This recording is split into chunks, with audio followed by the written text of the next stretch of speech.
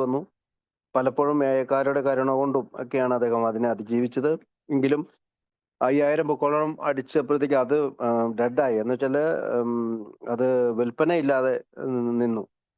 പിന്നീട് അതിനൊരു വിൽപ്പന ഉയരുകയും പിന്നെ നമ്മുടെ റോക്ക്ഫെല്ലർ ഫൗണ്ടേഷൻ വളരെയധികം നമ്മളെ സഹായിക്കുകയും ചെയ്തു. പ്രത്യേകിച്ച് പണം ഒരുപാട് വന്നു കഴിഞ്ഞാൽ നമ്മൾ നശിപ്പിക്കപ്പെടുമെന്നുള്ളൊരു തത്വം അവർ ആദ്യമേ പറഞ്ഞത് റോക്ക്ഫെല്ലറാണ്. അപ്പൊ അതിന്റെ കൂടെയൊക്കെ നന്ദി പ്രകടിപ്പിച്ചുകൊണ്ടാണ് പിന്നീട് നമ്മളിപ്പോ ജാക്ക് അലക്സാണ്ടർ ലേഖനത്തിലേക്ക് വേണ്ടത്. കാരണം എക്ക് ഒരു ബൂം ഉണ്ടാക്കി കൊടുത്തത് സാറ്റർഡേ ഈവനിങ് പോസ്റ്റിൽ വന്ന ഈ ഒരു ലേഖനമാണ്. അതുകൊണ്ടാണ് Jack Alexander looks at A. Jack Alexander എയിൽ കണ്ണു നട്ടു എന്നാണ് മലയാള അർത്ഥം. ഏതായാലും നമുക്ക് അതിനകത്തേക്ക് പോകാം.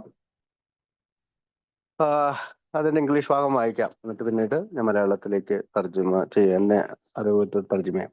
Jack Alexander looks at A. The spring of 1941 brought us 10 strike. The Saturday Evening Post decided to do a piece about Alcoholics Anonymous. It assigned one of its star writers, Jack Alexander, to the job. Having just done an article on the New Jersey rackets, Jack approached us somewhat tongue-in-cheek, but he soon became an AA convert. Even though he wasn't an alcoholic, working early and late, he spent a whole month with us. Dr. Bob and I and the elder of the early groups at across New York, Cleveland, Philadelphia, and Chicago spent uncounted hours with him. When he could feel AA in the very marrow of his bones, he proceeded to write the piece that rocked drunks that their families all over the nation. It was the lead story in the Saturday Evening Post of March 1, 1941. അപ്പോ Jack Alexander എയിലേക്ക് നോക്കുന്നു. 1941 വസന്തകാലം ഞങ്ങൾക്ക് ഒരു ഉയർച്ച കൊണ്ടുവന്നു.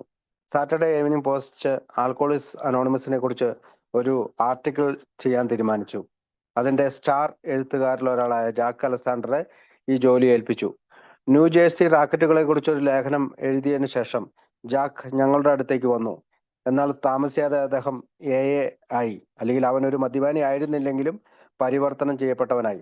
നേരത്തെയും വൈകിയും അദ്ദേഹം ഒരുപാട് ജോലി ചെയ്ത അദ്ദേഹം ഒരു മാസം മുഴുവൻ ഞങ്ങളോടൊപ്പം ചെലവഴിച്ചു. അതായത് രാത്രിയും പകലും ഞങ്ങളോടൊപ്പം ചെലവഴിച്ചു. ഡോക്ടർ ബോബും ഞാനും അക്രോണിലെയും ന്യൂയോർക്കിലെയും ക്ലീവ്ലാൻഡിലെയും ഫിലാഡൽഫിയ, ചിക്കാഗോയിലെയും എന്നിവിടങ്ങളിലെ ആദ്യകാല ഗ്രൂപ്പുകളിലെ മുതിർന്നവരും അദ്ദേഹത്തോടൊപ്പം എണ്ണമറ്റ മണിക്കൂറുകൾ ചെലവഴിച്ചു. അയാൾക്ക് തോന്നിയപ്പോൾ രാജ്യമെമ്പാടുമുള്ള മദ്യപാനികളെയും അവരുടെ കുടുംബങ്ങളെയും ഇളക്കിമറിച്ച ഒരു ഭാഗം തന്റെ അസ്ഥികളുടെ മഞ്ചയിൽ നിന്നുമാണ് അദ്ദേഹം എഴുതി ചേർത്തത്. 1941 മാർച്ച് 1 സാറ്റർഡേ ഈവനിങ് പോസ്റ്റിലെ പ്രധാന കഥയായിരുന്നു അത്. Came then the Dulce. Frantic appeals from alcoholics and their families. 6,000 of them hit the New York office. At first, we poured at random through the mass of letters, laughing and crying by turns. How could this heartbreaking mail be answered? It was a clinch that Ruth and I could never do it alone. From letters wouldn't be enough. Every single one must have an understanding personal reply. Maybe the AA groups themselves would help. Though we had never asked anything of them before, this was surely their business. If it was anybody's, an enormous 12-step job had to be done and done quickly.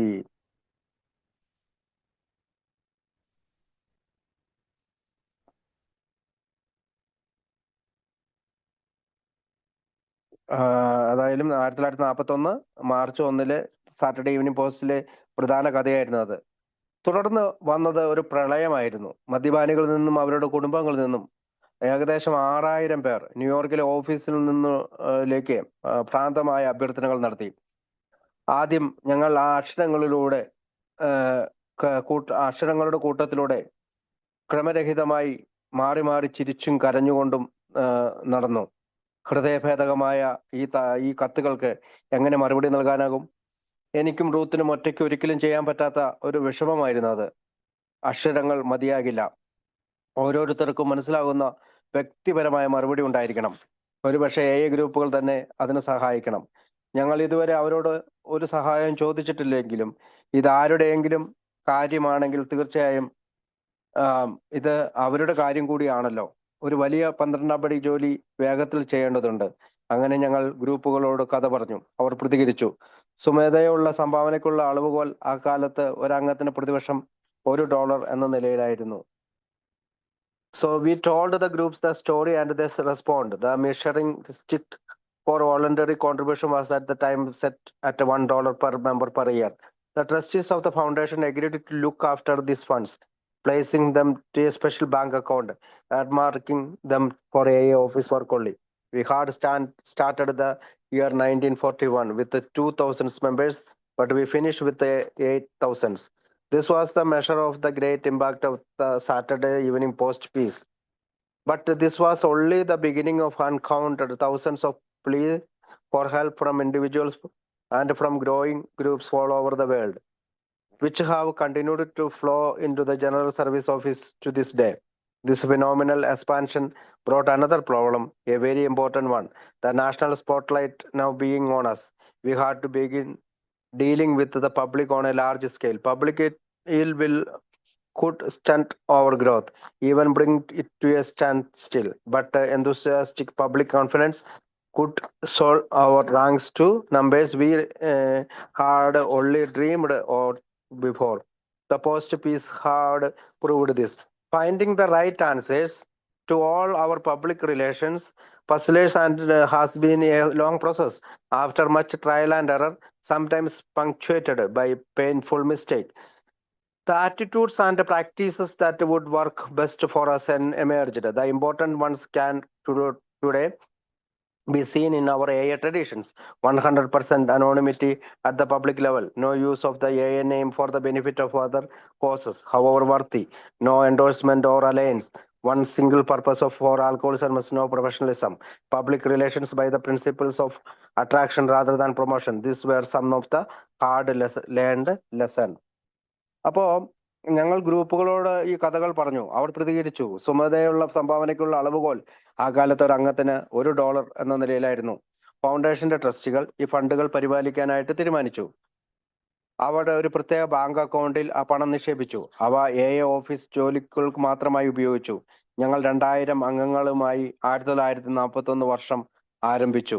പക്ഷേ ഞങ്ങൾ ആ വർഷം പൂർത്തിയാക്കിയത് 8000 അംഗങ്ങളുമായിട്ടാണ്. Saturday evening post പീസിന്റെ വലിയ സ്വാധീനത്തിന്റെ അളവുകോലാണിത്. എന്നാൽ ഇത് വ്യക്തികളിൽ നിന്നും ലോകമെമ്പാടുമുള്ള വളർന്നു വരുന്ന ഗ്രൂപ്പുകളിൽ നിന്നുമുള്ള സഹായത്തിനുള്ള ആയിരക്കണക്കിന് അഭ്യർത്ഥനകളുടെ തുടക്കം മാത്രമായിരുന്നു. അവ ഇന്നും ജനറൽ സർവീസ് ഓഫീസിലേക്ക് ഒഴുകുന്നത് തുടരുകയാണ്. ഈ അസാധാരണമായ വികാസം മറ്റൊരു പ്രശ്നം കൊണ്ടുവന്നു. വളരെ പ്രധാനപ്പെട്ട ഒന്ന്. ദേശീയ ശ്രദ്ധാകേന്ദ്രം ഇപ്പോൾ ഞങ്ങളുടെ മേലെയാണ്. ഞങ്ങൾക്ക് പൊതുജനങ്ങളുമായി വലിയ തോതിൽ ഇടപഴകേണ്ടി വരുന്നു. പൊതുജനങ്ങളുടെ ഇച്ഛാശക്തി നമ്മുടെ വളർച്ചയെ മുരടിപ്പിക്കുകയും ചെയ്യും. ഇത് നിലയ്ക്കാൻ പോലും അല്ലെങ്കിൽ ഈ വളർച്ചയെ നിലയ്ക്കാൻ പോലും ഇടയാക്കും. എന്നാൽ ആവേശഭരിതരായ പൊതുവിശ്വാസത്തിന് ഞങ്ങളുടെ ആ ഞങ്ങൾ മുമ്പ് സ്വപ്നം കണ്ടിരുന്ന സംഖ്യകളിലേക്ക് നമ്മൾക്ക് ഉയർത്താൻ കഴിയും. സാറ്റർഡേ ഈവനിംഗ് പോസ്റ്റിന്റെ ആ ആർട്ടിക്കിൾ ഇത് തെളിയിച്ചു. ഞങ്ങളുടെ എല്ലാ പബ്ലിക് റിലേഷൻസ് പരിപാടികൾക്കും ശരിയായ ഉത്തരം കണ്ടെത്തുന്നത് ഒരു നീണ്ട പ്രക്രിയയാണ്. വളരെയേറെ പരീക്ഷണങ്ങൾക്കും പിശകുകൾക്ക് ശേഷം ചിലപ്പോൾ വേദനാജനകമായ പിഴവുകളിൽ അല്ലെങ്കിൽ ട്രയൽ ആൻഡ് എറർ വേദനാജനകമായ പിഴവുകളിൽ വിരാമമിട്ടുകൊണ്ട് നമുക്ക് ഏറ്റവും മികച്ച രീതിയിൽ പ്രവർത്തിക്കുന്ന മനോഭാവങ്ങളും പ്രയോഗങ്ങളും ഉയർന്നു വന്നു.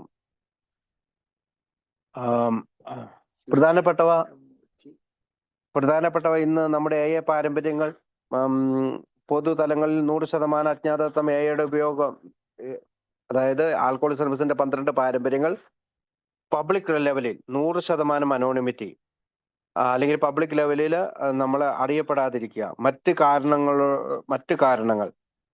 എന്തൊക്കെ കാരണങ്ങൾ ഉണ്ടെങ്കിലും അല്ലെങ്കിൽ മറ്റ് കാരണങ്ങളിലൂടെ AA ഉപയോഗിക്കാനായിട്ട് അല്ലെങ്കിൽ AAയുടെ പേര് ഉപയോഗിക്കാതിരിക്കുക, അല്ലെങ്കിൽ യോഗ്യമായ അല്ലെ അംഗീകാരങ്ങളോ കൂട്ടുകെട്ടുകളോ ഇല്ലാതിരിക്കുക, അല്ലെങ്കിൽ മറ്റുള്ളവരുമായി സഹകരിക്കുക, കൂടിച്ചേരാതിരിക്കുക. ആൽക്കഹോളിക്സ് അനോണിമസ് ഒരൊറ്റ ഉദ്ദേശം മാത്രമേ ഉള്ളൂ. അത് പ്രൊഫഷണലിസം അല്ല, സ്ഥാനക്കയറ്റത്തെക്കാൾ ആകർഷണം എന്ന തത്വത്തിൽ ഉപയോഗിക്കുകയാണ് പബ്ലിക് റിലേഷൻസ്. ഇതൊക്കെ കഠിനമായ പഠിച്ച പാഠങ്ങളിൽ ചിലതാണ്. AAയുടെ മുഴുവൻ സേവനവും ഇതുവരെ ഞങ്ങളുടെ സൊസൈറ്റിയുടെ കഥയിൽ അല്ലെങ്കിൽ ഫൗണ്ടേഷനിൽ പുസ്തകത്തിൽ ലഘുലേഖ അല്ലെങ്കിൽ സാഹിത്യത്തിന്റെ വികസനത്തിൽ സഹായത്തിനായിട്ടുള്ള അഭ്യർത്ഥനകളുടെ ഉത്തരത്തിൽ അവരുടെ പ്രശ്നങ്ങളിൽ അങ്ങനെ ഉപദേശം തേടാനുള്ള കാര്യങ്ങളിലെല്ലാം ശ്രദ്ധേയമായി കൊണ്ടുപോവുകയാണ്. ചിലപ്പോഴെല്ലാം ഗ്രൂപ്പുകളുടെ അവർ ഉപദേശം തേടി പ്രശ്നങ്ങളിൽ ഉപദേശം തേടി ഞങ്ങൾക്ക് എഴുതാറുണ്ട്. അവരുടെ തൃപ്തികരമായ ആവശ്യം ഞങ്ങൾ നിറവേറ്റുകയാണ്. പൊതുജനങ്ങളുമായി നമ്മുടെ അത്ഭുതകരമായ ബന്ധത്തിന്റെ തുടക്കമാണിത്. എല്ലാം എയുടെ ലോകമെമ്പാടുമുള്ള വളരുന്ന സേവനത്തിന്റെ ഭാഗമായി തീരുന്നു. ഒടുവിൽ ഞങ്ങളുടെ സൊസൈറ്റി മൊത്തത്തിൽ പ്രവർത്തിക്കാൻ തുടങ്ങി. എന്നാൽ 1941 1945 കാലഘട്ടം ചില പ്രധാനമുള്ള കൂടുതൽ സംഭവങ്ങൾ കൊണ്ടുവന്നു. വെസിറ്റ് സ്ട്രീറ്റ് ഓഫീസ് ഗ്രാൻഡ് സെൻട്രൽ ടെർമിനലിന് എതിർവശത്തുള്ള ന്യൂയോർക്ക് സിറ്റിയിലെ ലെക്സിംഗ്ടൺ അവന്യൂവിലേക്ക് മാറ്റി. ഞങ്ങൾ അവിടെ എത്തിയ നിമിഷം സന്ദർശകരാൽ ഞങ്ങൾ ഉപരോധിക്കപ്പെട്ടു. അവർ ആദ്യമായി ലോകമെമ്പാടുമുള്ള ഒരു ദർശനമായി ആൽക്കോളിക്സ് അനോണിമസിനെ കാണാൻ തുടങ്ങി. Service to the whole A. Thus far in our society story, we have seen the foundation, the AA book, the development of pamphlet literature, the answered mass of plea for help, the satisfied need of groups for counsel on their problems, the beginning of our wonderful relationship with the public, all becoming a part of a growing service to the whole. Would of AA at last, our society really began to function as a whole. But the 1941-1945 period brought still more development of significance. The Westside Street office was moved to Lexington Avenue, New York City, just opposite Grand Central Terminal. The moment we located there, we were beside with the visitors who for the first time began to see Alcoholics Anonymous as a vision for the whole globe. അപ്പം 1941-45 ആയപ്പോഴത്തേക്കും കൂടുതൽ സംഭവവാസങ്ങൾ വന്നു. വെസൈഡ് street office ഞങ്ങൾ grand central ടെർമിനലിന് എതിർവശത്തുള്ള New York സിറ്റിയിലെ Lexington അവന്യൂവിലേക്ക് മാറ്റി. ഞങ്ങൾ അവിടെ എത്തിയ നിമിഷം ധാരാളം സന്ദർശകർ വരികയും ഞങ്ങൾക്ക് അവിടെ പ്രവേശിക്കാൻ പോലും പറ്റാത്ത രീതിയിൽ ഉപരോധിക്കപ്പെടുകയും ചെയ്തു. അവർ ലോകം മുഴുവനും ആദ്യമായിട്ട് ആൽക്കോഹോളിക്സ് അനോണിമസിനെ ദർശിക്കാൻ തുടങ്ങി. Since AA was growing so fast, GSO had to grow too. More alcoholic staff members were engaged. As they divided the work between them, department began to create it. Today's office has a good many group, foreign and public relations, AA conference, office management, packing and mailing, accounting, stenographic and special service to loners, prisons and hospitals. It was chiefly from correspondence and from our mounting public relations activity with the basic ideas for our traditions came in late 1945. A good AA friend suggested that all this mass of experience might be codified into a set of general, simply stated principles that could offer tested solution of all AA's problems of living and working together and of relating our society to the world outside. If we had become sure enough of where we stood on such matters as membership, growth, autonomy, singleness of purpose, non-endorsement of the other enterprises, professionalism, public controversy, and anonymity in its several aspects, then such a code of principles could be written. Such a traditional code could not, of course, ever become a rule or law, but it could act as a sure guide for our trustees, for headquarters people, and most especially for AA groups with hard growing pains. Being at the center of things, we of the headquarters would have to do the job. Aided by my helpers there, I set to work. The traditions of Alcoholics Anonymous that resulted were first published in the so-called Long From in the Grapevine of May 1946. Then I wrote some more pieces explaining the traditions in detail. This came out in later issues of the Grapevine. അപ്പോൾ AA വളരെ വേഗത്തിൽ വളരുകയായിരുന്നു. GSO അതിനോടൊപ്പം തന്നെ വളരേണ്ടതുണ്ടായിരുന്നു. കൂടുതൽ മദ്യപാനികളായ ജീവനക്കാർ അതിന് ഏർപ്പെട്ടു, അല്ലെങ്കിൽ ആൽക്കോഹോളിക്സ് അനോണിമസിൽ അംഗങ്ങൾ ആയിട്ടുള്ള ജീവനക്കാർ അതിൽ ഏർപ്പെട്ടിരുന്നു. അവർക്കിടയിൽ ജോലികൾ വിഭജിക്കാൻ തുടങ്ങി, വകുപ്പുകൾ സൃഷ്ടിക്കാൻ തുടങ്ങി. ഇന്നത്തെ ഓഫീസിൽ ധാരാളം വകുപ്പുകളുണ്ട്. ഗ്രൂപ്പിന് ഒരു വകുപ്പ്, ഫോറിൻ അഫയേഴ്സിന് ഒരു വകുപ്പ്, പബ്ലിക് റിലേഷൻസിന് ഒരു വകുപ്പ്, AA കോൺഫറൻസിനും ഓഫീസ് മാനേജ്മെന്റിനും പാക്കിംഗ് ആൻഡ് മെയിലിങ്ങിനും അക്കൗണ്ടിങ്ങിനും സ്റ്റെനോഗ്രാഫിക്കും ലോണർമാർക്കും അല്ലെങ്കിൽ ഒറ്റപ്പെട്ട് കഴിയുന്നവർക്കും ജയിലുകൾക്കും ആശുപത്രികൾക്കും എന്നിവയ്ക്കുള്ള പ്രത്യേക സേവനങ്ങൾ ഇവിടെ കൊടുക്കുന്നുണ്ട്. പ്രധാനമായും കത്തിടപാടുകളിൽ നിന്നും നമ്മുടെ വർദ്ധിച്ചു വരുന്ന പബ്ലിക് റിലേഷൻസ് പ്രവർത്തനങ്ങളിൽ നിന്നുമാണ് നമ്മുടെ പാരമ്പര്യങ്ങളുടെ അടിസ്ഥാന ആശയങ്ങൾ വന്നത്.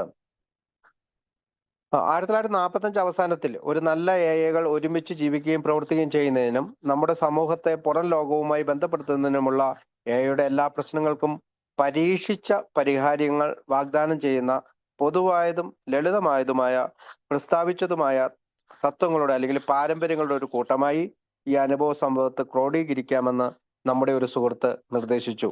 അംഗത്വത്തിനും ഗ്രൂപ്പിനും സ്വയംഭരണം, ലക്ഷ്യത്തിന്റെ അല്ലെങ്കിൽ നമ്മുടെ ലക്ഷ്യങ്ങളുടെ ഐക്യം, മറ്റ് സംരംഭങ്ങളെ അംഗീകരിക്കാതിരിക്കൽ അല്ലെങ്കിൽ കൂടിച്ചേരാതിരിക്കൽ, പ്രൊഫഷണലിസം, പൊതുവായിട്ടുണ്ടാകുന്ന വിവാദങ്ങൾ, അനോണിമിറ്റി എന്നിങ്ങനെയുള്ള കാര്യങ്ങളിൽ ഞങ്ങൾ എവിടെയാണ് നിൽക്കുന്നതെന്ന് ഞങ്ങൾക്ക് ബോധ്യപ്പെട്ടിരുന്നു. അത്തരമൊരു തത്വസംഹിത എഴുതാമെന്ന് തീരുമാനിച്ചു. അത്തരമൊരു പാരമ്പര്യയുടെ കോഡിന് ഒരിക്കലും നിയമമോ അല്ലെങ്കിൽ ഒരു റൂളോ ആക്കാൻ കഴിയില്ല.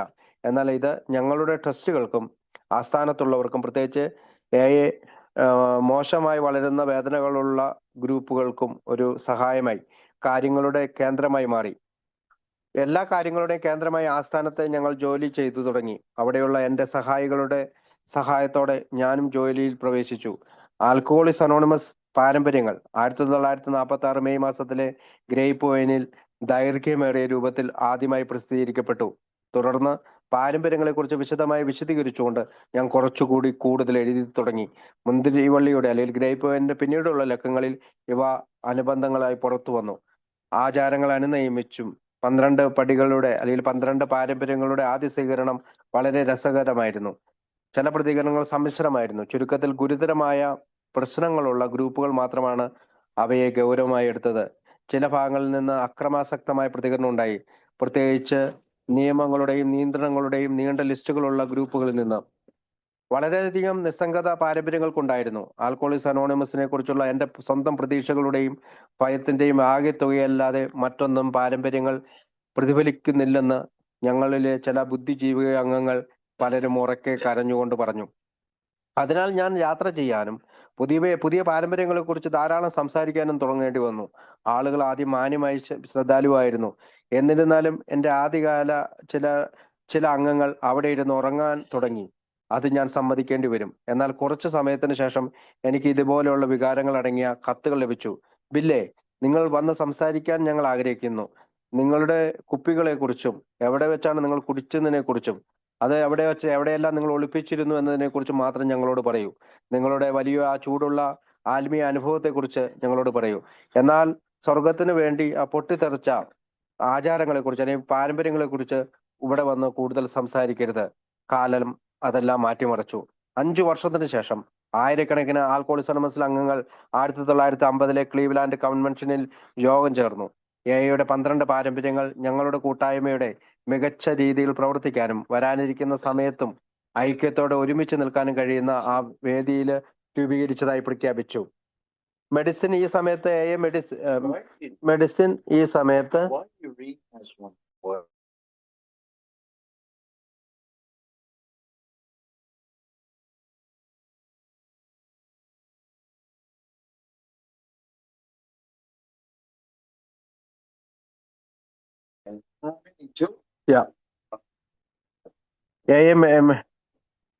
അതേ സമയത്ത് traditions took precautions.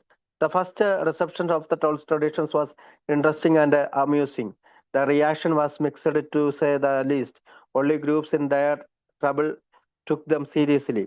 From some quarters, there was a violent reaction, especially from groups that had long lists of protective rules and regulations. There was much indifference.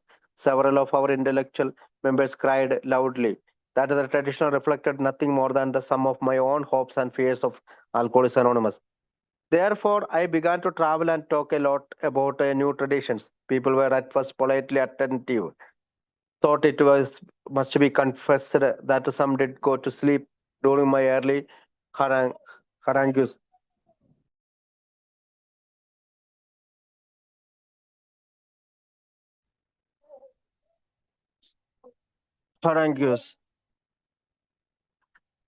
Therefore, I began to travel. Thank you. But after a while, I got letters containing sentiments like this: Bill, we had loved to have you come and speak. Do tell us where you used to hide your bottles and all about the big hot flash spiritual experience of yours. But for heaven's sake, please don't talk any more bit about these blasted traditions. Time presently changed all that. Only 5 years later, several thousand AA members meeting at the 1950 Cleveland Convention declared that AA 12 traditions constituted the platform upon which our fellowship would best functions and hold together the unity for all time to come. Medicine takes an interest. By this time, AA had found still more favor in the world of medicine. Two of the great medical associations of America did an unprecedented things in the year 1944. The Medical Society of New York invited me to read a paper at its annual meeting. Where following the reading, three of the many physicians present stood up and gave AA their highest endorsement. These were Dr. Harry Tybord, AA's first friend in the psychiatric profession, Dr. Kirby Collier, also a psychiatrist friend and an early advocate of AA, and Dr. Foster Kennedy, world-renowned neurologist. The medical society itself then went still further. They permitted us to print my paper and the recommendations of these three doctors in pamphlet from in 1949. The American Psychiatric Association did exactly the same thing. I read a paper and at its annual meetings in Montreal. The paper was carried in the American Journal of Psychiatry, and we were permitted to reprint it. During the reprint it. അപ്പൊ 1944 AA medicine ലോകത്ത് കൂടുതൽ പ്രീതി കണ്ടെത്തി. അമേരിക്കയിലെ രണ്ട് മികച്ച medical അസോസിയേഷനുകൾ ഞങ്ങൾക്ക് അഭൂതപൂർവമായ ഒരു കാര്യം ചെയ്തു തന്നു. 1944 ന്യൂയോർക്കിലെ മെഡിക്കൽ സൊസൈറ്റി അതിന്റെ വാർഷിക യോഗത്തിൽ ഒരു പ്രബന്ധം വായിക്കാൻ എന്നെ ക്ഷണിച്ചു. വായനയെ തുടർന്ന് അവിടെ ഉണ്ടായിരുന്ന അനേകം ഡോക്ടർമാർ 3 പേർ എഴുന്നേറ്റ് നിന്ന് AA അവരുടെ ഏറ്റവും ഉയർന്ന അംഗീകാരം അല്ലെങ്കിൽ AAയുടെ സൈക്കാട്രിക് പ്രൊഫഷണലിലെ ആദ്യ സുഹൃത്ത് ഡോക്ടർ ഹാരി ടൈബോട്ട്, സൈക്കാട്രിസ്റ്റ് സുഹൃത്തും AAയുടെ ആദ്യകാല അഭിഭാഷകനുമായ ഡോക്ടർ കിർബി കോളിയർ, ലോക പ്രശസ്ത ന്യൂറോളജിസ്റ്റ് ഡോക്ടർ ഫോസ്റ്റർ കെന്നഡി എന്നിവരായിരുന്നു എണീറ്റ് നിന്നത്. മെഡിക്കൽ സൊസൈറ്റി തന്നെ പിന്നീട് മുന്നോട്ട് പോയി.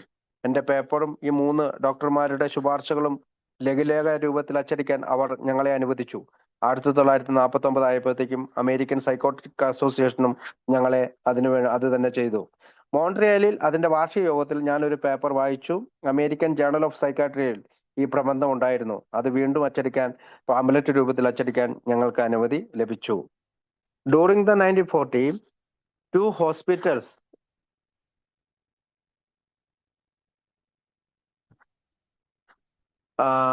hospitals met all these urgent needs and afforded shining examples of how medicine and AA could cooperate.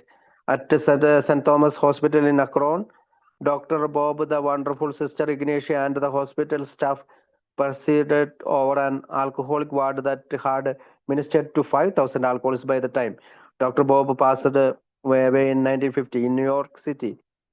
New York in Knickerbocker Hospital provided a ward under the care of our first friend in medicine, Dr. William Duncan Silkworth, where he was assisted by a red-headed AA nurse known as Teddy. It was in these two hospitals and by these pioneering people that the best techniques of combined medicine and AA were worked out. Since proper hospitalization was and still is one of AA's greatest problems, the General Service Office has retained this early hospital experience along with the many subsequent developments and ramifications to group all over the world still another very vital service. അപ്പോൾ 1940 ആയപ്പോഴത്തേക്കും 1940 2 ആശുപത്രികൾ ഈ അടിയന്തര ആവശ്യങ്ങളെല്ലാം നിറവേറ്റുകയും വൈദ്യശാസ്ത്രവും AAയും സഹകരിക്കാമെന്നും അവർ ആശയം രൂപപ്പെടുത്തി. അക്രോണിലെ saint Thomas ഹോസ്പിറ്റലും doctor ബോബും sister ഇഗ്നേഷ്യയും ആശുപത്രിയിലെ ജീവനക്കാരും അവിടെ ഒരു മദ്യപാനികൾക്ക് വേണ്ടി വാർഡിന് നേതൃത്വം നൽകി. 1950 ആയപ്പോഴത്തേക്കും ഡോക്ടർ ബോബ് അന്തരിച്ചു. 5000 മദ്യപാനികളെ അതിനോടകം അദ്ദേഹം ശുശ്രൂഷിച്ചിരുന്നു. ന്യൂയോർക്കിലാകട്ടെ നിക്കർ ബേക്കർ ഹോസ്പിറ്റൽ തങ്ങളുടെ വൈദ്യശാസ്ത്രത്തിലെ ആദ്യത്തെ സുഹൃത്തായ ഡോക്ടർ വില്യം ഡങ്കൻ സിക്കിൾകോർത്തിന്റെ സംരക്ഷണയിൽ ഒരു വാർഡ് നൽകി. എ ടെഡി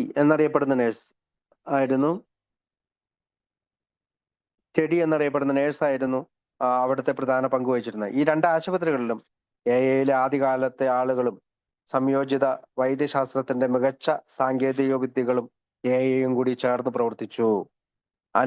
ശരിയായ ഹോസ്പിറ്റലൈസേഷൻ എയുടെ ഏറ്റവും വലിയ പ്രശ്നങ്ങളിൽ ഒന്നായതിനാൽ ജനറൽ സർവീസ് ഓഫീസ് ഈ ആദ്യകാല ആശുപത്രികളുടെ അനുഭവങ്ങളും തുടർന്നുള്ള നിരവധി സംഭവ വികാസങ്ങളും പ്രത്യാഘാതങ്ങളും സഹിതം ലോകമെമ്പാടുമുള്ള ഗ്രൂപ്പുകളെ അറിയിച്ചിട്ടുണ്ട്. ഇപ്പോഴും വളരെ പ്രധാനപ്പെട്ട മറ്റൊരു സേവനമാണത്.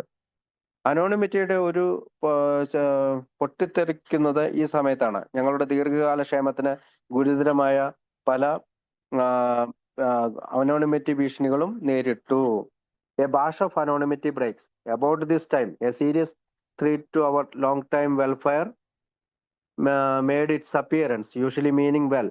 Members began breaking their anonymity all over the place. Sometimes they wanted to use the AA name to advertise and help other causes. Others just wanted their names and the pictures in the papers. Being photographed with the governor would really help AA, they thought. I had earlier been guilty of this too.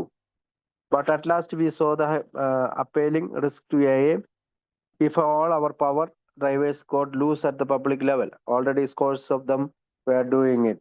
So our general service office got to work. We brought remonstrances, kind ones, of course, to every breaker. We even sent letters to nearly all press and radio outlets, explaining why AA shouldn't break their anonymity before the public. Nor we added did AA solicit money, we paid our own bills.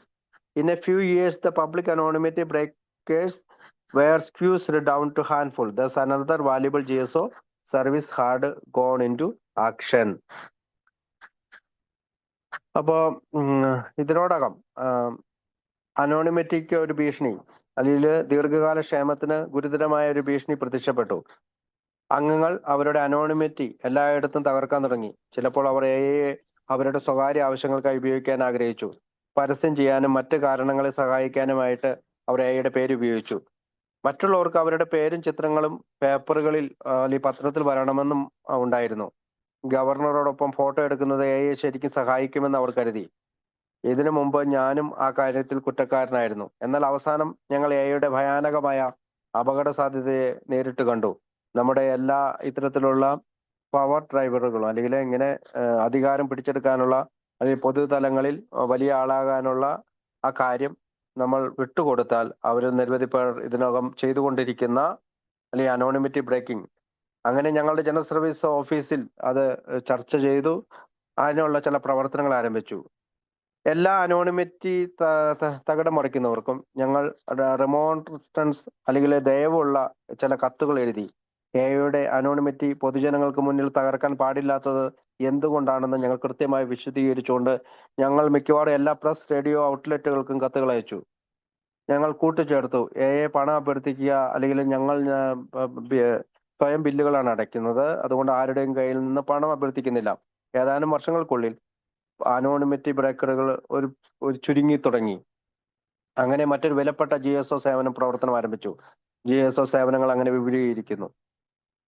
GSO service suspend. To maintain all this ever-lengthened service lifetime, the office had to go on expanding. GSO moved to 44th Street. Our present array of service may look big business to some, but when we think of the size and reach of AA today, then it's true at all. In 1945, for example, we had one paid worker to every 98 groups. In 1955, one paid worker to every 230 groups. It therefore seems sure that we shall never be burdened with a bureaucratic and expensive service setup. No, descriptions of our world service would be complete without full acknowledgement of all that has been contributed by our non-alcoholic trustees. Over the years, they have given an incredible amount of time and effort. There has been a true labor of love. Some of them lack like Jack Alexander, Fulton Ortsler, Leonard Harrison, and Bernard Smith have given much in their fields of literature, social service, finance, and law. Their example is being followed by a more recent non-alcoholic trustees. As I pointed out earlier, in the 1940s, our headquarters was constantly overhung by one great threat of its future existence. Dr. Bob and I and our board of trustees had the entire responsibility for the conduct of AA service in the year leading of uh, leading up to 1950 and 1951. We began to debate the desirability of some sort of advisory board of AAs, or maybe we needed a conference of larger numbers elected by AA itself, people who would inspect the headquarters yearly, a body to whom the trustees could become responsible, a guiding concerns of our whole world affair.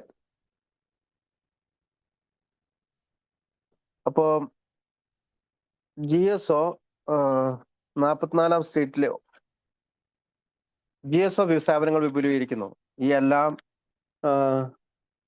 ദൈർഘ്യമേറിയ സേവന ലൈറ്റുകളും നിലനിർത്തേണ്ടതുണ്ട്. അതുകൊണ്ട് office വിപുലീകരിക്കേണ്ടതുണ്ട്. GSO 44-ാം സ്ട്രീറ്റിലേക്ക് മാറ്റി. ഞങ്ങളുടെ നിലവിലെ സേവനങ്ങൾ ചിലർക്ക് വലിയ ബിസിനസ്സായി തോന്നിയേക്കാം. എന്നാൽ എയുടെ വലിപ്പവും വ്യാപ്തിയും ചിന്തിക്കുമ്പോൾ ഇന്ന് അത് ഒട്ടും വലുതല്ല. ഉദാഹരണത്തിന് 1945 ഓരോ 98 ഗ്രൂപ്പുകളിലും ഞങ്ങൾക്കൊരു 98 ഗ്രൂപ്പുകൾക്കുമായിട്ട് അതിന് സേവനം ചെയ്യാനായിട്ട് സേവനക്കാരനുണ്ടായിരുന്നു. 1955 ഓരോ 230 ഗ്രൂപ്പുകളിലും അതിനുവേണ്ടി സേവനം ചെയ്യാനായിട്ട് നമ്മുടെ ഓഫീസിൽ ഒരു തൊഴിലാളി ഉണ്ടായി. 1945 ആയപ്പോഴത്തേക്കും 98 ഗ്രൂപ്പുകൾക്ക് ഒരു സേവനം ഉണ്ടായിരുന്നത് ഇപ്പോൾ 1955 230 ഒരു സേവനം ചെയ്യാനായി ഒരാളുണ്ടായി. അതിനാൽ ബ്യൂറോക്രാറ്റിക് ചെലവേറിയ സേവന സജ്ജീകരണങ്ങൾ ഞങ്ങൾ ഒരിക്കലും ഭാരപ്പെടില്ലെന്ന് ഉറപ്പാണ്. ആൽക്കഹോളിക് ട്രസ്റ്റികൾ സംഭാവന ചെയ്ത എല്ലാ കാര്യങ്ങളുടെയും പൂർണ്ണമായ അംഗീകാരമില്ലാതെ ഞങ്ങളുടെ ലോക സേവനങ്ങളുടെ ഒരു വിവരണം പൂർത്തീകരിക്കാനാവില്ല. വർഷങ്ങളായി അവർ അവിശ്വസനീയമായ സമയവും പരിശ്രമവും നമ്മൾക്ക് വേണ്ടി നൽകി. അവരുടെ യഥാർത്ഥ ഒരു സ്നേഹത്തിന്റെ പ്രയത്നമായിരുന്നു. അവരിൽ ചിലർ എന്ന് പറയുന്നത് ഒന്ന് ജാക്ക് അലക്സാണ്ടർ ആണ്, പിന്നീടുള്ളത് Fulton Oursler, Leonard Harrison, Bernard Smith എന്നിവരെ പോലെ ഒരുപാട് പേര് നമ്മുടെ സാഹിത്യത്തിനും സാമൂഹിക സേവനത്തിനും ധനകാര്യം, നിയമം തുടങ്ങിയ മേഖലകളിൽ വളരെയധികം സംഭാവനകൾ നൽകിയിട്ടുണ്ട്. അവരുടെ മാതൃകയാണ് അടുത്തിടെയുള്ള മദ്യ വിരുദ്ധയിൽ നോൺ ആൽക്കഹോളിക് ട്രസ്റ്റുകൾ നമ്മളെ പിന്തുടരാൻ തുടങ്ങിയത്. ഞാൻ നേരത്തെ ചൂണ്ടിക്കാണിച്ചതുപോലെ, അല്ലെങ്കിൽ ബിൽ ഡബ്ല്യു നേരത്തെ ചൂണ്ടിക്കാണിച്ചതുപോലെ 1940-കളിൽ ഞങ്ങളുടെ ആസ്ഥാനം അതിന്റെ ഭാവി നിലനിൽപ്പിന് ഒരു വലിയ ഭീഷണി നേരിട്ടു. എയുടെ സേവനങ്ങളുടെ നടത്തിപ്പിന്റെ മുഴുവൻ ഉത്തരവാദിത്വവും ഡോക്ടർ ബോബിനും എനിക്കും നമ്മളുടെ ട്രസ്റ്റി ബോർഡിനും ഉണ്ടായിരുന്നു. 1950-നും 1951-നും മുമ്പുള്ള വർഷങ്ങളിൽ എയുടെ ഏതെങ്കിലും തരത്തിലുള്ള ഉപദേശക സമിതിയുടെ അഭികാമ്യതയെക്കുറിച്ച് ഞങ്ങൾ ചർച്ച ചെയ്യാൻ തുടങ്ങി. അതായത് ഡോക്ടർ ബോബിന്റെയും എന്റെയും മേലുള്ള ഈ ഉത്തരവാദിത്തത്തിൽ നിന്ന് മാറാൻ വേണ്ടി. അല്ലെങ്കിൽ എയെ തെരഞ്ഞെടുത്ത വലിയ അംഗങ്ങളുള്ള ഒരു സമ്മേളനം ഞങ്ങൾക്ക് ആവശ്യമായി വന്നു. അങ്ങനെ ആസ്ഥാനം വർഷം തോറും പരിശോധിക്കുന്ന ചില ആളുകൾ ഉണ്ടാവണം. ട്രസ്റ്റികൾക്ക് ഉത്തരവാദികളായിട്ടുള്ള അല്ലെങ്കിൽ ട്രസ്റ്റികൾക്ക് ഉത്തരവാദികളാകാൻ കഴിയുന്ന ഒരു ബോഡി ഉണ്ടാകണം. നമ്മുടെ മുഴുവൻ ലോക പ്രയത്നത്തിന്റെ വഴികാട്ടിയായ ഒരു ഗ്രൂപ്പ് മനസാക്ഷി ഉണ്ടാകണം. But the objections to this were persistent, and nothing happened for several years. Such a venture, it was said, would be expensive. Where still, it might plunge into descriptive political activity when conference delegates were elected. Then Dr. Bob fell ill, mortally ill. Finally, in 1950, spurred on by the relentless logic of the situation, the trustees authorized Dr. Bob and me to devise the plan with which the booklet deals. It was a plan for a general service conference of AA, a plan by which our society would assume full and permanent responsibility for the conduct of its most vital affairs. അപ്പോൾ എന്നാൽ ഇതിനെതിരെ എതിർപ്പുകൾ നിലനിൽക്കുന്നതിനാൽ വർഷങ്ങളോളം ഞങ്ങൾക്കൊന്നും ചെയ്യാൻ കഴിഞ്ഞില്ല. അത്തരമൊരു സംരംഭം ചെലവേറിയതായിരിക്കുമെന്ന് പലപ്പോഴും പറയപ്പെട്ടു. അതിലും മോശം അഭിപ്രായം പറഞ്ഞത് അത് AI കോൺഫറൻസ് പ്രതിനിധികളെ തിരഞ്ഞെടുക്കുമ്പോൾ വിനാശകരമായ രാഷ്ട്രീയ പ്രവർത്തനത്തിലേക്ക് AI പോകുമെന്നാണ്. തുടർന്ന് ഡോക്ടർ ബോബ് വളരെ പെട്ടെന്ന് രോഗബാധിതനായി. അദ്ദേഹം മാരകമായിട്ടുള്ള രോഗത്തിന് അടിമയായി. ഒടുവിൽ 1950-ൽ സാഹചര്യത്തിന്റെ നിരന്തരമായ യുക്തിയാൽ ചില ട്രസ്റ്റുകൾ അതിനുവേണ്ടി പ്രേരിപ്പിച്ചു. ഈ ചെറു പുസ്തകം കൈകാര്യം ചെയ്യുന്ന പദ്ധതി ആവിഷ്കരിക്കാൻ ഡോക്ടർ ബോബിനെയും എന്നെയും അധികാരപ്പെടുത്തി. AI ഒരു പൊതുസേവന സമ്മേളനത്തിനുള്ളിൽ ജനറൽ സർവീസ് കോൺഫറൻസിനുള്ള ഒരു പദ്ധതിയായിരുന്നു അത്. ഞങ്ങളുടെ സൊസൈറ്റിക്ക് അതിന്റെ ഏറ്റവും പ്രധാനപ്പെട്ട കാര്യങ്ങളുടെ നടത്തിപ്പിനുള്ള പൂർണ്ണവും ശാശ്വതവുമായ ഉത്തരവാദിത്തം ഏറ്റെടുക്കാൻ കഴിയുന്ന ഒരു പദ്ധതി. അങ്ങനെയാണ് കോൺഫറൻസ് പിറക്കുന്നത്. Birth of the conference. It was one thing to say that we ought to have a general service conference, but it was quite another to devise a plan which would bring it into successful existence. The cost of holding one was easily dismissed, but how on earth were we going to cut down destructive politics with all its usual struggles for prestige and vainglory? How many delegates would be required and from where should they come? Arrived in New York, how could they be related to the board of trustees? What would be their actual powers and duties? With this several weighty consideration in mind, and with some misgivings, I commenced work on a draft of a plan, much assisted by Helen B., an AA staff member, though the conference might be later enlarged to include the whole world. We felt that the first delegates should come from US and Canada only. Each state and province might be allowed one delegate. Those containing heavy AA populations would have additional delegates. To give the conference continuity, delegates could be divided into panels. An odd numbers panel, panel 1, elected over 2 years, would be invited for 1951, the first year. An even numbered panel, panel 2, elected for 2 years, would be seated in 1952. Thereafter, one panel would be elected and one would be retired yearly. This would cause the conference to rotate while maintaining some continuity. But how could we pull the inevitable elections pressures down? To accomplish this, it was provided that a delegate must receive a 2/3 vote for election. If a delegate got a majority of this size, nobody could kick much. But if he or she didn't, and the election was close, what then? Well, perhaps the names of the 2 highest in the running, or the 3 officers of the committee, or even the whole committee would be put in a hat. One name would be drawn. The winner of this painless lottery would become the delegate. But when these delegates meet in a conference, what would they do? We thought they would want to have real authority. So in the charter drawn for the conference itself, it was provided that the delegates could issue flat directions to the trustees on a 2/3 vote, and even a simple majority vote would constitute a mighty strong suggestion. അപ്പോൾ birth of the conference. അപ്പോൾ AI ഒരു പൊതുസേവന സമ്മേളനത്തിലുള്ള ഒരു പദ്ധതി ആവിഷ്കരിക്കാനായിട്ട് doctor ബോബിനെയും എന്നെയും അതിനോടകം 1950-ൽ ട്രസ്റ്റിമാര് അധികാരപ്പെടുത്തി. ഞങ്ങളുടെ സൊസൈറ്റിക്ക് അതിന്റെ ഏറ്റവും പ്രധാനപ്പെട്ട കാര്യങ്ങളുടെ നടത്തിപ്പിനുള്ള പൂർണ്ണവും ശാശ്വതവുമായ ഉത്തരവാദിത്തം ഏറ്റെടുക്കാൻ കഴിയുന്ന ഒരു പദ്ധതിയാണ് കോൺഫറൻസ്. കോൺഫറൻസിന്റെ പിറവി.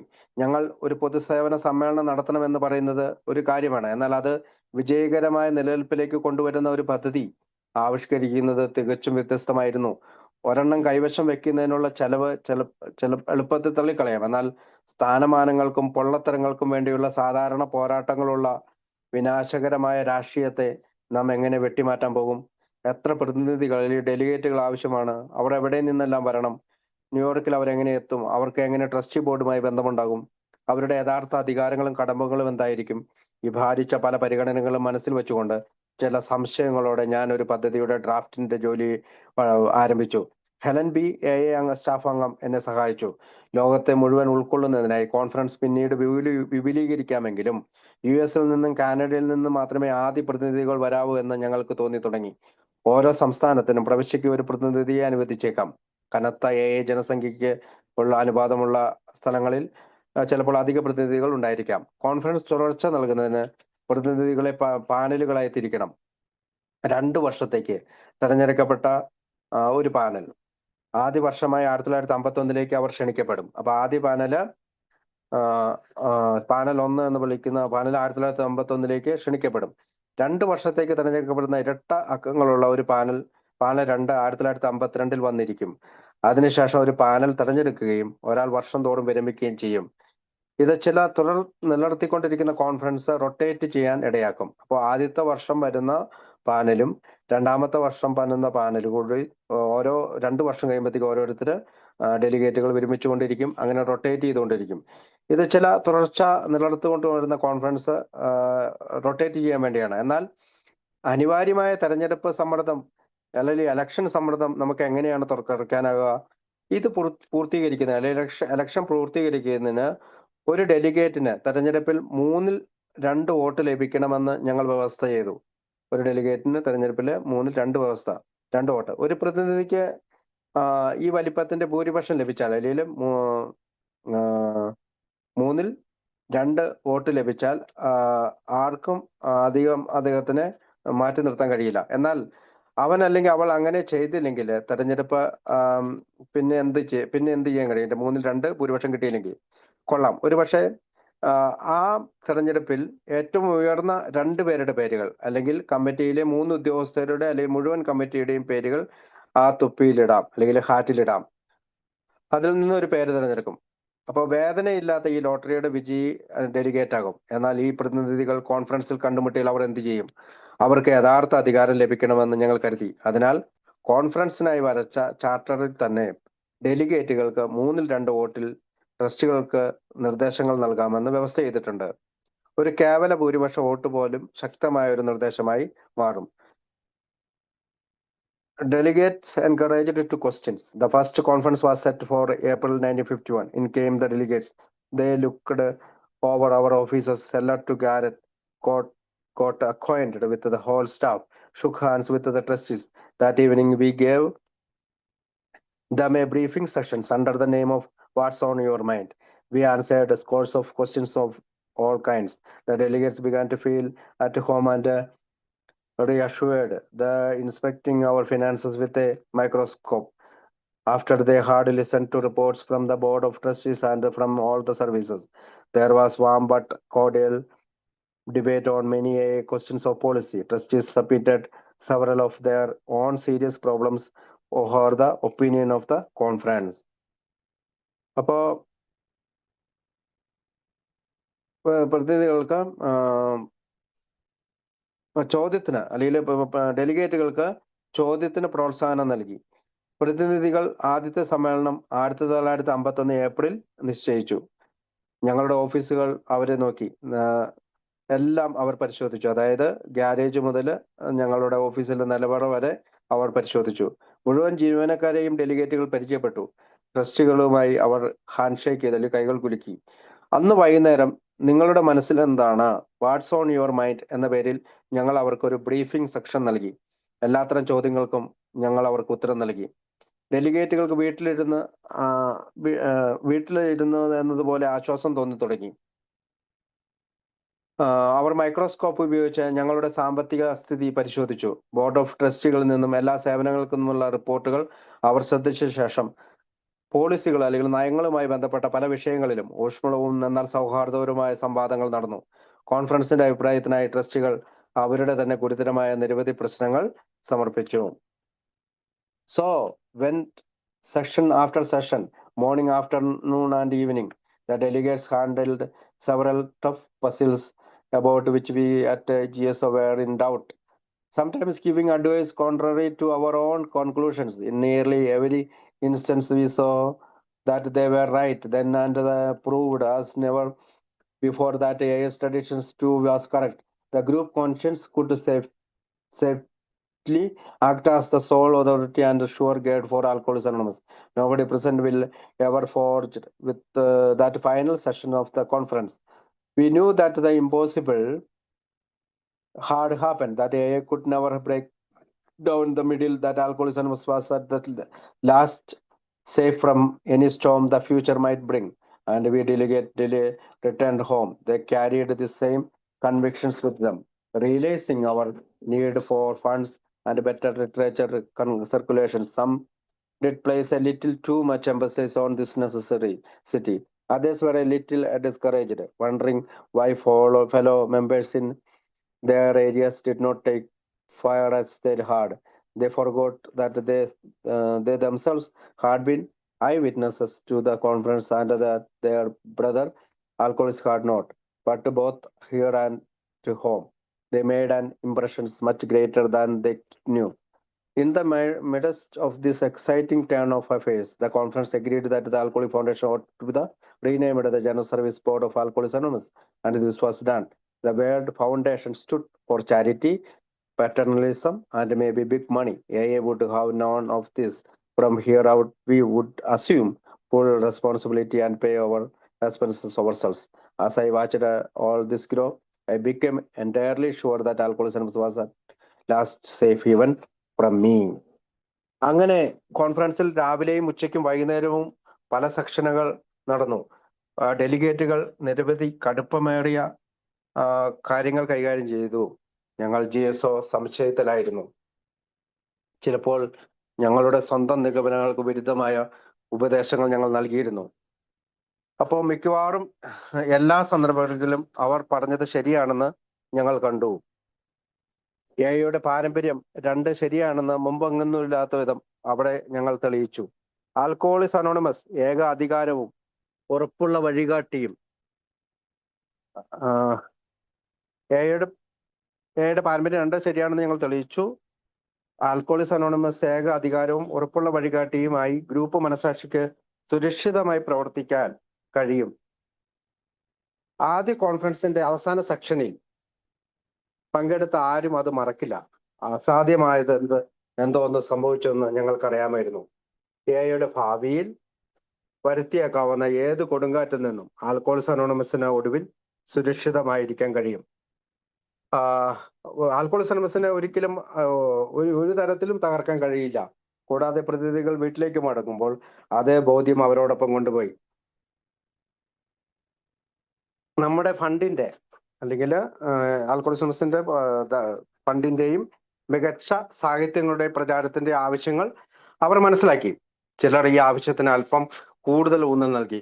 മറ്റുള്ളവർ ചിലപ്പോഴെല്ലാം നിരുത്സാഹപ്പെടുത്തുകയും ചെയ്തു. തങ്ങളുടെ പ്രദേശങ്ങളിലെ സഹപ്രവർത്തകർ തങ്ങളുടേതുപോലെ തന്നെ ഇതിന്റെ ഒരു ഫയർ അല്ലെങ്കിൽ ഈ ഒരു അഗ്നി എടുക്കാത്തത് എന്തുകൊണ്ടാണെന്ന് ചിലർ ആശ്ചര്യപ്പെട്ടു. തങ്ങൾ സമ്മേളനത്തിന് ദൃക്സാക്ഷികളായിരുന്നുവെന്നും തങ്ങളുടെ സഹോദര മദ്യപാനികളെ കാണാതെ ഇരുന്നാൽ സഹോദര മദ്യപാനികൾ ഞങ്ങൾ എങ്ങനെ കാണാതിരിക്കുമെന്നും അവർ മറന്നു. പക്ഷെ അവിടെയും വീട്ടിലും അവർ അറിഞ്ഞതിലും വലിയ മതിപ്പ് കോൺഫറൻസിലുണ്ടാക്കി. ആവേശകരമായ ഈ സംഭവ വികാസങ്ങൾക്കിടയിൽ ആൽക്കഹോളിക്സ് ഫൗണ്ടേഷന്റെ general service board of alcoholics അനോണിമസിന് general service board of alcoholics anonymous എന്ന് പുനർനാമീകരണം ചെയ്തു. ആൽക്കഹോളിക് ഫൗണ്ടേഷന്റെ പേര് general service board of alcoholics anonymous എന്ന് പുനർനാമകരണം ചെയ്യണമെന്ന് കോൺഫറൻസ് സമ്മതിച്ചു. അങ്ങനെ ഞങ്ങൾ അത് ചെയ്തു. ഫൗണ്ടേഷൻ എന്ന വാക്ക് ചാരിറ്റി അല്ലെങ്കിൽ ഒരു പിതൃത്വം, ഒരു പക്ഷെ വലിയ പണം ശേഖരിക്കുന്ന സ്ഥാപനം എന്നിവയെ സൂചിപ്പിക്കുന്നു. എക്ക് ഇവയൊന്നും ഉണ്ടാകില്ല. ഇവിടെ നിന്ന് ഞങ്ങൾക്ക് പൂർണ്ണ ഉത്തരവാദിത്തം ഏറ്റെടുക്കാനും ഞങ്ങളുടെ ചെലവുകൾ സ്വയം വഹിക്കാനും കഴിയും.